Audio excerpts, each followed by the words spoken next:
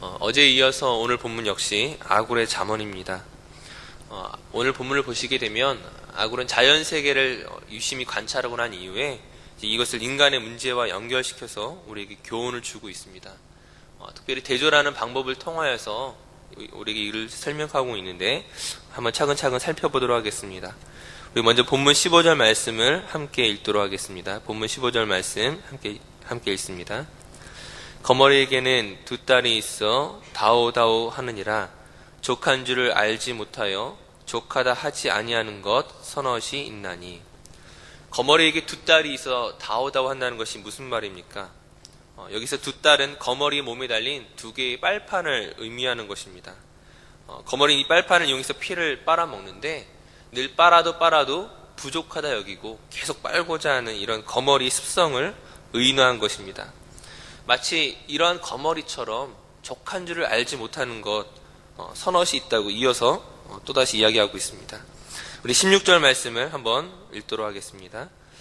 곧 스올과 아이 베지 못하는 태와 물로 채울 수 없는 땅과 족하다 하지 아니하는 불이니라. 족한 줄을 알지 못하는 또 다른 첫 번째 예는 스올입니다. 다른 세 가지와 달리 이 스올에 대해서는 아무런 설명이 없는데 하지만 스올 자체가 어떤 곳입니까? 우리말로는 음부라고 하는 것인데 곧 사망이 있는 장소입니다. 결국 사망한 사람들의 죽은 자들의 최종적인 결과를 이야기하고 있는 것이죠. 이어서 두 번째로 아이를 베지 못하는 태라고 이야기합니다. 태는 생명이 잉태하는 곳입니다. 이러한 생명의 잉태는 사람의 영역이 아니라 하나님의 영역일 것입니다. 물론 여성에게 있어서 생명을 잉태하고자 하는 욕구는 너무나 자연스러운 것이지만 만약 그것이 어느 선을 뛰어넘어서 하나님의 일로 맡기는 것이 아니라 내가 이것을 이루기 위하여 여기만 몰두하게 될 때에 그것이 족한 줄을 알지 못하는 그런 예가 된다는 것입니다. 하나의 예로서 아브라함의 부인이었던 사라가 자신이 임신하지 못하는 것으로 인해서 자신의 종이었던 하갈을 아브라함에게 주어서 자식을 얻게 하였습니다. 사실 이렇게 어떤 방법을 통해서라도 자식을 얻고자 했던 이 사라의 욕망이 결국은 하나님의 약속을 저버리는 일이 되었고 결국 민족 간의 갈등으로 오늘날 중동 문제를 일으킨 것이 바로 여기서부터 시작된 것임을 우리는 알고 있습니다. 결국 사람의 과욕이 어떤 결과를 가져오는지를 볼 수가 있는 것이죠. 이 세 번째로는 물로 채울 수 없는 땅입니다. 우리가 잘 알다시피 이스라엘은 광야 지역이기 때문에 비가 내려도 금세 그 땅이 메마르게 됩니다. 즉 이 아굴은 이 이스라엘 땅을 의인화하여서 사람의 욕망이 끊임이 없음을 상징적으로 보여주고 있는 것입니다. 우리가 어떤 일을 함에 있어서 이거 하나만 요거 하나까지만 하고 그만하겠어라고 때로는 다짐하지만 그러나 그것이 2개가 되고 3개가 되고 10개가 되고 포기하지 못하는 인간의 욕망을 우리 자신을 통해서도 경험할 때가 많이 있습니다. 네 번째로는 족하다 하지 아니하는 불입니다. 이 불은 한번 타들어가기 시작하면은 모든 것을 다 태워버리기 전까지는 그 불이 자연적으로는 꺼지지가 않죠. 마찬가지로 사람의 몸에 좋은 것, 나쁜 것 이런 것을 몰라서 우리가 실수하거나 잘못하는 것이 아닙니다. 하나 예를 들게 된다면 담배가 몸에 안 좋다는 것은 누구나 알고 있지만 이것을 몰라서가 아니라 이 정도쯤은 괜찮겠지, 여기까지는 상관없겠지라는 생각으로 결국 자기의 몸을 완전히 망치고 나서야 후회하는 것이 사람의 욕망이라는 것이죠. 이처럼 족한 줄을 알지 못하고 절제하지 못하는 인간의 욕망은 반드시 후회를 남길 수밖에 없습니다. 하지만 문제는 무엇이냐? 그 욕망과 그 욕구를 다스릴 만한 사람이 없다는 것이죠.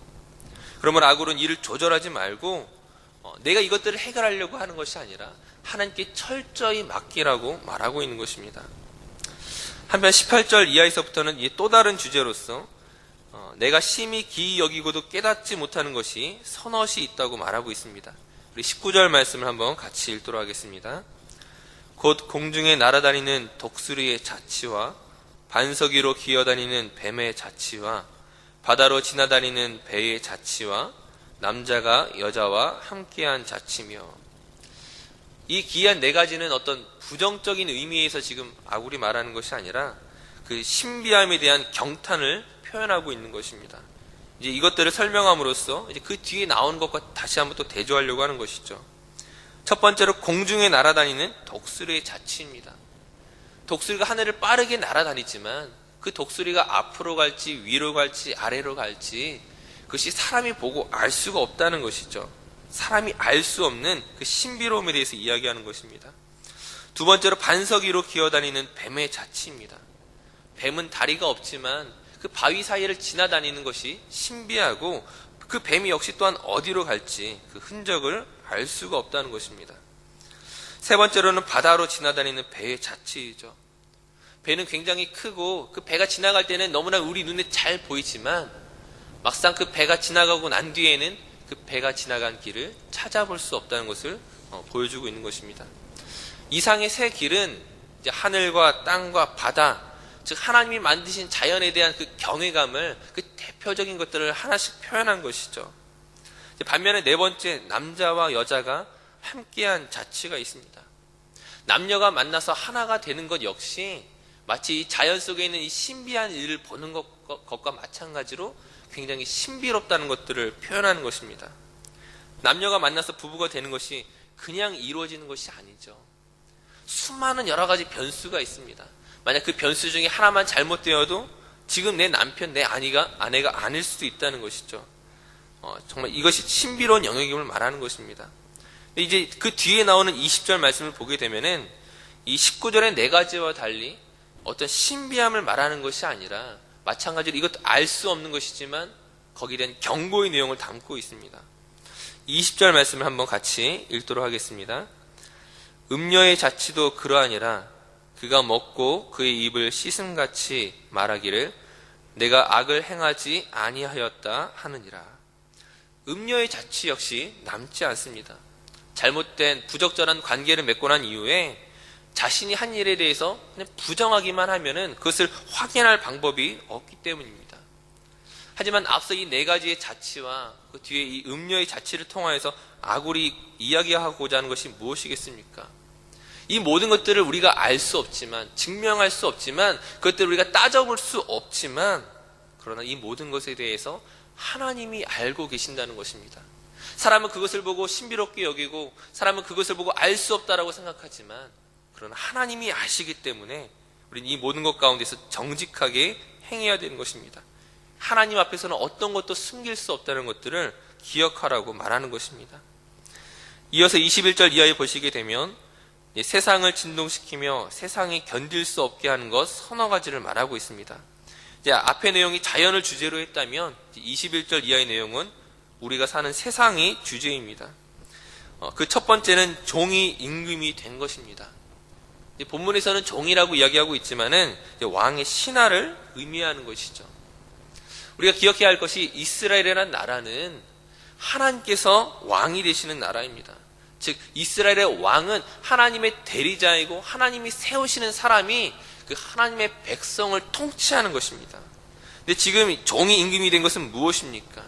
하나님이 세우신 사람이 아니라, 하나님이 기뻐하시는 사람이 아니라, 하나님의 뜻을 따라서 통치하는 사람이 아니라 곧 하나님의 뜻과 상관없이 자기가 왕이 되고 마치 하나님의 백성이 나의 백성인 것처럼 착각하는 것을 이야기하는 것이죠.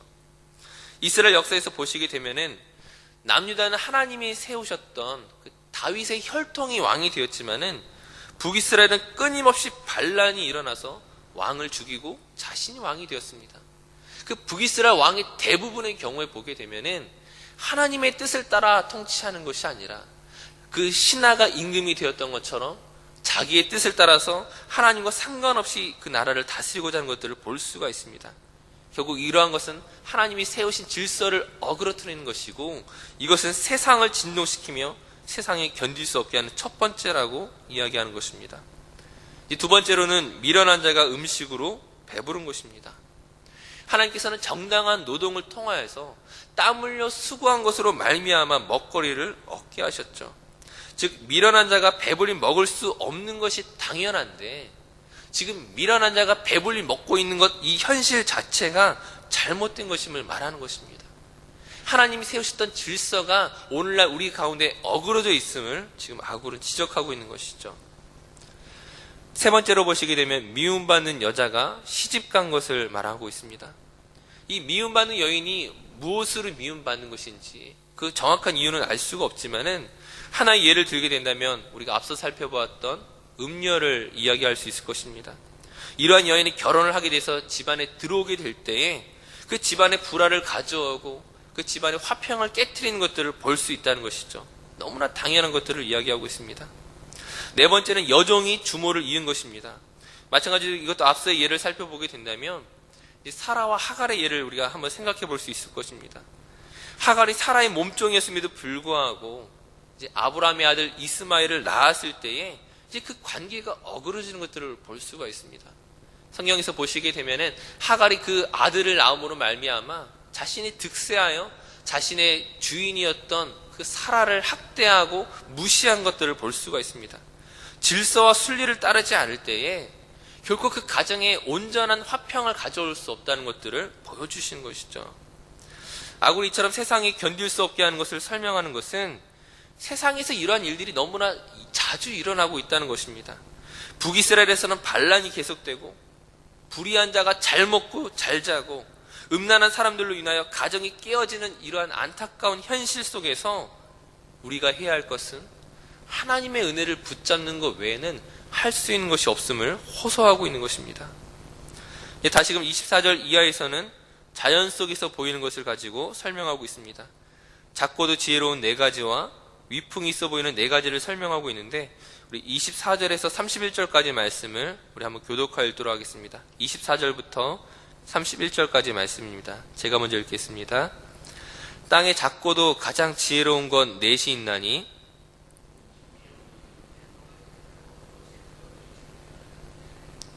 약한 종류로 돼 집을 바위 사이에 짓는 사반과 손에 잡힐 만하여도 왕궁에 있는 도마뱀이니라. 곧 짐승 중에 가장 강하여 아무 짐승 앞에서도 물러가지 아니하는 사자와 및 당할 수 없는 왕이니라. 작고도 지혜로운 건 네 가지는 개미와 사반, 메뚜기, 도마뱀입니다. 이런 것들은 보잘것 없어 보이지만은 그들의 생명을 유지하기 위한 하나님의 지혜가 그들 가운데 담겨져 있다는 것이죠. 우리가 잘 알고 있는 것처럼 개미는 부지런히 겨울을 대비해서 양식을 저축하고 사반은 바위 사이에 집을 지어서 다른 동물들로부터 안전하게 자신을 보호하고 메뚜기는 한 개체로는 보잘것없지만 떼를 지어 있으면 당할 자가 없고 도마뱀은 작지만 잡히지 않는 재빠름을 가지고 있습니다. 마찬가지로 잘 걸으며 위풍이 있게 다니는 것 네 가지는 사자와 사냥개, 순념소 그리고 정확한 것을 알 수 없지만 당할 수 없는 왕이라고 소개하고 있습니다. 이들에게는 날카로운 이빨과 냄새를 잘 맡을 수 있는 후각과 높은 곳도 잘 뛰어다니는 다리를 가지고 있습니다. 이러한 것들은 누가 주신 것입니까? 하나님께서 각 동물들에게 그들의 생존을 위하여서 필요한 것들을 주신 것이죠.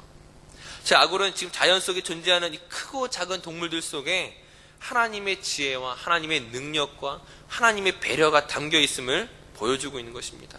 이것을 보고 어떻게 하라고 하는 것입니까?